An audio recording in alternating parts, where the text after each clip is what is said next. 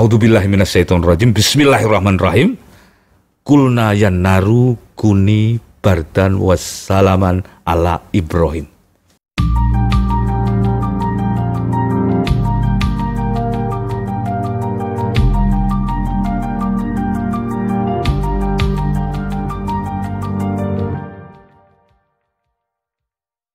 Tadi Mas Pri ingatkan bahwa sebetulnya aku yang bertanya gitu, bahwa berarti sebetulnya kalau kita melihat lebih dalam COVID-19 ini sama si coronavirus, sebetulnya kita harus berterima kasih ya, karena sebelumnya Mas Pri mengatakan bahwa sebetulnya untuk menjadi lebih baik ada proses yang dilakukan dan butuh kekuatan besar untuk membuat kita menuju ke situ, dan Allah memberikan sesuatu itu sekarang ini namanya COVID-19 gitu. Kalau begitu harus berterima kasih dong. Mas Pri bilang butuh mata hati yang lebih dalam untuk bisa mengamini itu. Jadi teknisnya berarti sekarang gimana Mas Pri untuk kita bisa melakukan itu kaitan sama tadi tiap-tiap individu punya urgensinya sendiri-sendiri dan itu menjadi pemicu juga ya. Ya.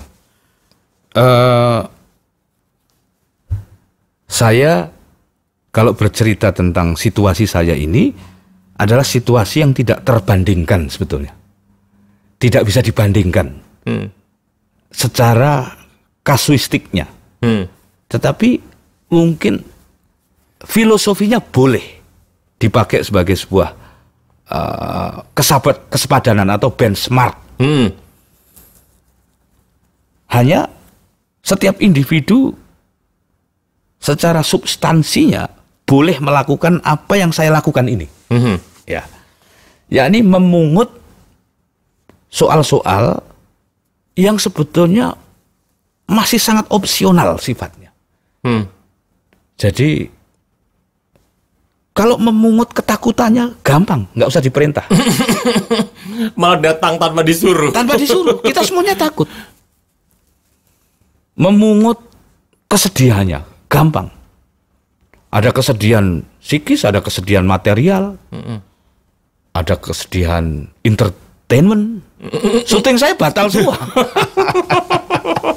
Itu entertainment dan material. Dan emosional karena saya kehilangan kesenangan. Lalu lengkap, kalau itu sudah tidak usah dicari, datang secara otomatis karena ia telah menghantam struktur emosi-emosi primer. Emosi primer itu ada elemennya yang saya masih hafal itu, puncaknya salah satu emosi primer itu fear. Takut tuh ya. Takut.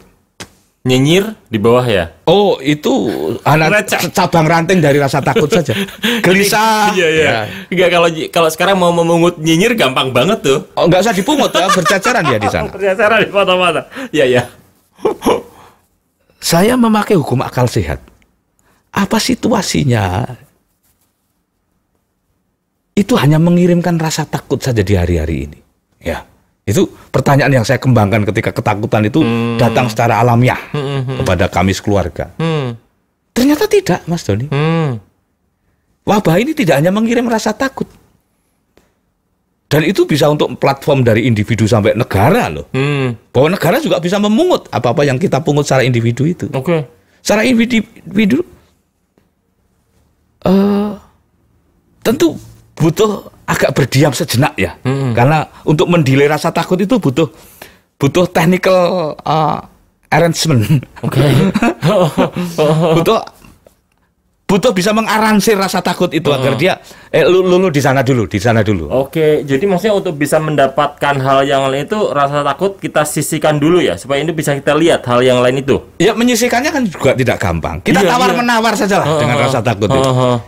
Aku ya takut tapi jangan gitu toh. Seperti di hari-hari ini tiba-tiba di genteng saya itu ada monyet gede itu. Nggak tahu dari mana, mungkin karena sepi ya.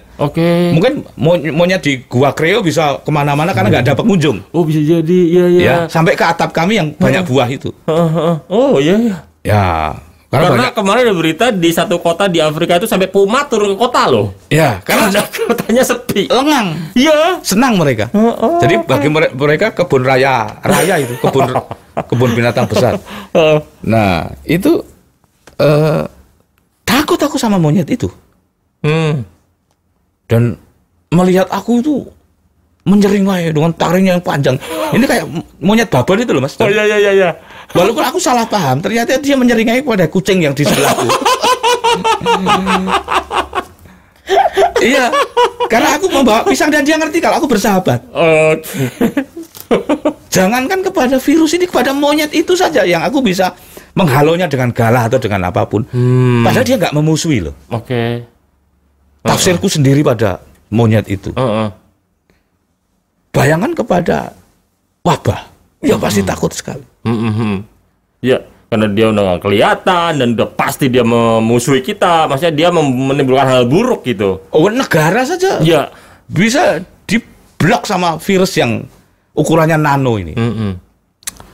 Nah, tapi saya melihat pelan-pelan setelah monyet itu saya halo, ternyata ya nurut juga. Oh. Rasa takut itu bisa diajak tawar-menawar gitu ya. Oke. Nah, wabah ini juga bisa diajak tawar-menawar. Satu, tawar-menawar, kita memakai frekuensi doa. Itu dulu yang lembut banget. Perkaranya nggak bisa langsung, langsung jadi berani, jadi Iron Man, jadi Batman. Wah ya, memangnya kita siapa? Jadi lembut sekali dan gelombangnya rambat, pelan. Terus, monyet bisa diajak kompromi. Wabah ini kenapa tidak kita ajak kompromi? Ya. Berdoa. Terus doa saja itu tidak mudah menemukan doa yang kontekstualitasnya itu nendang sesuai dengan urgensi kita itu. Oke. Miliredaksional doa pun juga. Ya. Belum daya dukung doa itu ya. Daya dukung doa itu. Kita merumuskan kalimat kita sendiri mungkin tidak cukup. Ya, terus. Saya ketemu surat Anbiya ayat 69. Wah, ini nih. Ini. Itu nggak mungkin aku ketemu ayat itu kalau nggak musim wabah. Oke. Nah, karena aku nggak pernah buka mendaras kitab suciku. Ya, bentar, saya tertarik. Itu ketemunya Al-Anbiya ayat berapa? 69. Itu emang hari-hari waktu itu saya buka. Wah ya, aku terpaksa jadi liturgiku itu. Sholat 5 waktu dengan mendaras Al-Quran. Sekarang Mas Doni, tinggal aku, alhamdulillah mohon doanya, sudah masuk ke juz 29. Alhamdulillah. Ini kejutan besar dalam hidup saya. Wow, ya. Sekaligus berarti dengan artinya ya? Dengan kan? artinya, Iya, aku setelah mendaras dengan sari tilawah sebiasanya lah. Iya. Dan tiba-tiba laguku terbentuk. Walaupun sambil terbata-bata. Karena cepat belum bisa. Terpaksa lambat. Lambat itu malah jadi lagu. Oke. Jadi lagu. Loh, aku kayak Qori'ah itu. Kayak seorang Qori ini. Ketika sampai ke surat Al-Anbiya itu, teks redaksionalnya semoga saya bisa membacanya ini dengan tartil ya. Kalau kurang-kurang sedikit ya dimaafkan karena ini sangat pemula. Sampai hafal? Hafal. Oh, Karena pendek. Oke. Ya. A'udzubillahi minasyaitonirrajim. Bismillahirrahmanirrahim. Kulna yan naru kuni bardan wassalaman ala Ibrahim. Jadi ini adalah perintah Allah kepada api agar mendingin demi keselamatan Nabiullah Ibrahim alaihissalam. Jadi api bisa diperintah. Kenapa virus tidak? Atas kekuasaan dan izinnya tentu. Ini jadi aku langsung mengabari teman-teman yang kebetulan berkabar ke saya. Karena mungkin mereka berkabar itu juga tidak ingin berkabar. Galau ini mesti anak.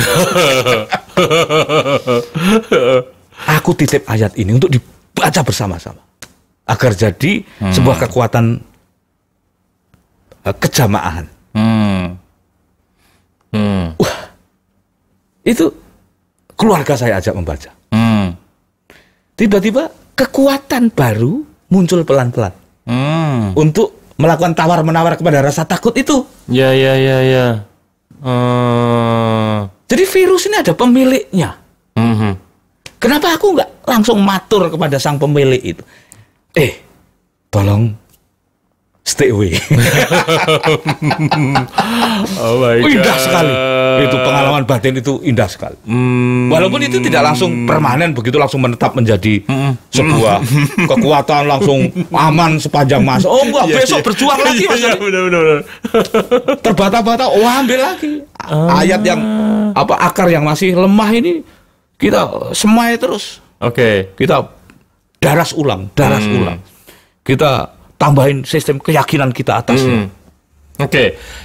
Aduh, berasa kayak ngaji sama Quraisy Shihab ya, sama Perige Shihab ya kan. Al-Anbiya 69. Nanti 69. teman-teman pendengar siaran ini kebetulan yang muslim, ya bagi teman-teman yang non muslim silahkan memperkuat dengan cara Anda. Tapi bagi yang muslim, ayo tentu doa tidak hanya ini. Tetapi ayat ini juga sangat strategis untuk menjadi penguat tambahan itu. Bahwa kita bisa melakukan tawar-menawar atas izin sang pemilik kita semua ini. Termasuk pemilik virus corona. Oh ya pasti. Oke, baik.